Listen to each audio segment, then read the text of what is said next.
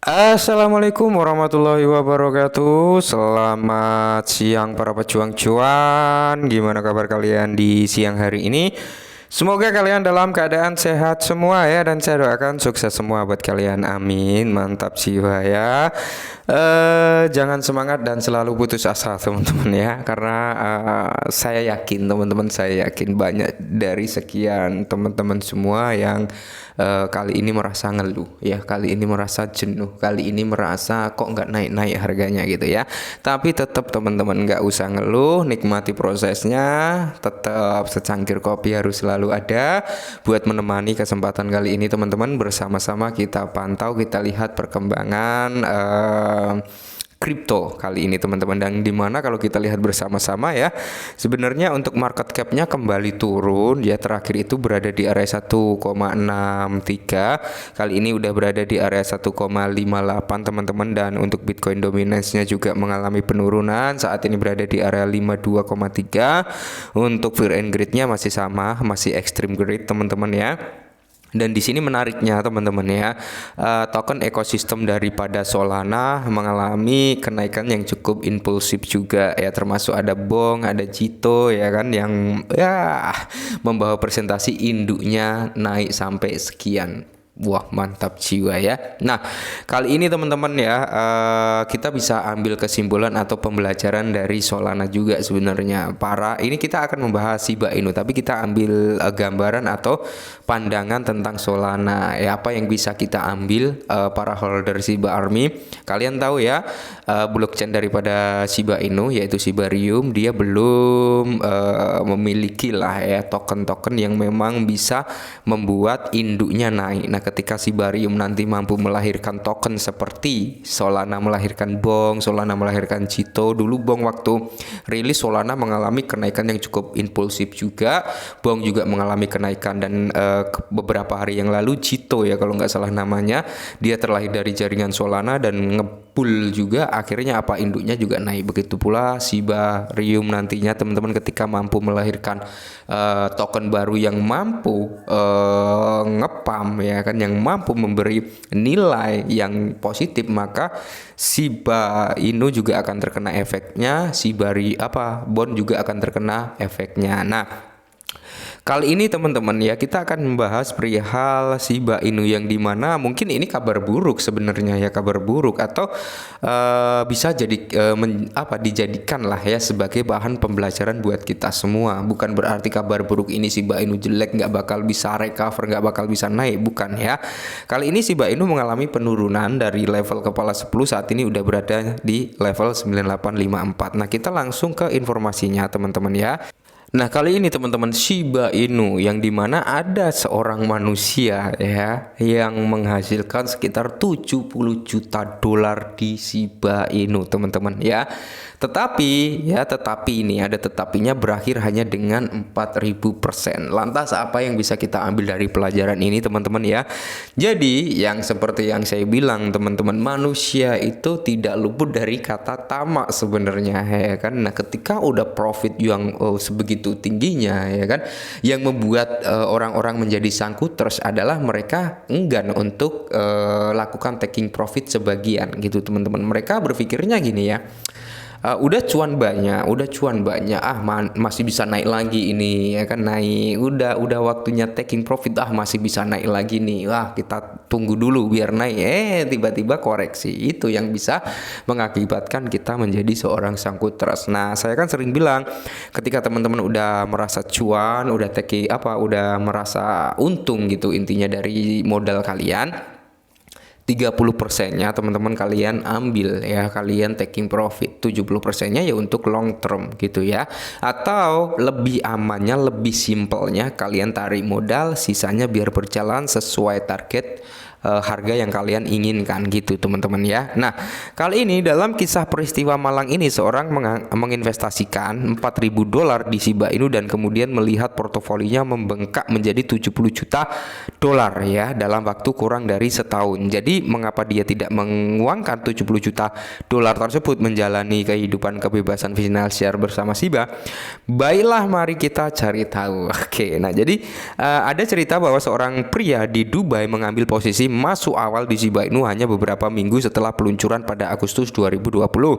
Dia menginvestasikan $4.000 hanya untuk menguji kemampuan karena Shiba adalah token yang tidak jelas dan pemula saat itu. Nah, bener ya. Jadi awal-awal rilis daripada Shiba Inu, memang Shiba Inu ini nggak jelas ya, bisa dikatakan token meme yang nggak ada arah tujuannya mau kemana gitu. Tapi seiring berjalannya waktu dia membuat sesuatu gebrakan yang dimana membuktikan bahwasanya kita bisa gitu menjadi token meme terbesar kedua ya, seperti itu. Nah, di sini teman-teman ya, investor mengumpulkan 5 triliun token Shiba Inu seharga $4.000 karena diperdagangkan dengan 9 selama waktu itu. Namun sayang Shiba mulai anjlok antara September hingga Desember 2020 dengan menambahkan 0 pada indeksnya waktu itu teman-teman. Dan di sini khawatir $4.000 miliknya akan anjlok lebih jauh. Dia menunggu sampai harga Shiba bangkit kembali dan menjual 5 triliun token dengan harga $4.000 yang sama. Oleh karena itu, investor tidak mengalami kerugian atau keuntungan apapun ya atas kepemilikannya meskipun telah masuk ke Shiba lebih awal. Jadi ini dia nggak mengalami kerugian ya ketika dia masuk teman-teman, dan harga Shiba Inu bukannya naik tapi malah tambah zero, otomatis mereka udah memiliki pikiran yang negatif, ini nggak mungkin nih bisa naik lagi. Tapi ketika harga dari Shiba Inu udah menyentuh di level harga yang waktu itu orang ini beli, mereka jual semua ya. Jadi tanpa ada kerugian. Nah, oleh karena itu investornya tidak mengalami kerugian. Sekarang nilai ya, inilah kabar buruknya. Sebulan setelah dia menjual 5 triliun token Shiba, mulai naik ke tangga lagu. Mereka mulai menghapus angka 0 dan mengubah investasi kecil menjadi uang besar. Yang mengejutkan, 4 bulan setelah dia menjual kepemilikannya, Shiba menghapus 4 angka 0 dalam 10 bulan. Shiba berhasil mengalahkan 6 angka 0 di tangga lagu. Nah, pelajaran apa yang bisa kita ambil dari cerita ini gitu teman-teman ya. Jadi yang bisa kita ambil adalah apa? Semua itu ada prosesnya. Semua orang nggak ada yang tahu masa depan kripto itu seperti apa ya. Kalian banyak founder yang mengatakan Shiba Inu udah nggak bakal bisa naik lagi, Shiba Inu udah nggak bakal bisa ngepam lagi, udah stagnan, udah mati, dan pokoknya udah nggak bisa berkembang ya. Seakan-akan mereka tahu akan masa depan Shiba Inu seperti apa ya. Seakan-akan mereka itu melihat ya masa depan yang akan ngepam itu token-token ini, token-token itu gitu teman-teman ya.